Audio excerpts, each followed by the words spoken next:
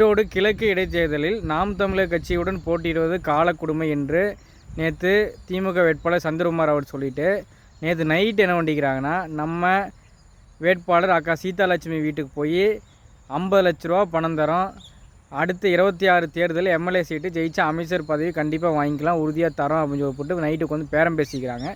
இங்கே நாம் தமிழர் கட்சியோட அவங்க கூடலாம் போட்டி ஓடுற அளவுக்கு காலக்கொடுமை இருக்குது அப்படின்னு சொல்லிட்டு இங்கே பெருமையாக பேசிக்கிட்டு, என்னமோ ஆட்சி கொடுத்து அப்படியே எல்லாம் இருக்கிற மக்கள்லாம் உங்களுக்கு தான் வாக்கு செலுத்துகிற மாதிரி, எங்களுக்கு ஒருத்தரும் வாக்கு செலுத்தாத மாதிரி பேசிக்கிட்டு நைட்டு போய் எதுக்கு பேரம் பேசுகிறீங்க?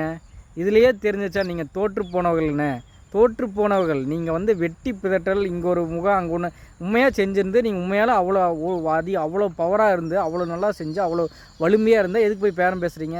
பொட்டை தண்ணி இதோ ஜனநாயகமா? போட்டியிடவன் வந்து வாபஸ் வாங்க ஜனநாயகமா? ஆள் இல்லாத மிரட்டுவீங்க, இல்லை பணத்தை கடுமை இது பண்ணுவீங்க. இதானே உங்களுடைய மிரட்டை எங்களை மிரட்ட முடியாதுன்னு தெரிஞ்சுக்கிட்டீங்க. அடுத்து பணத்தை காட்டி ஆசை தூண்டி இது பண்ணலாம் பார்க்குறீங்க.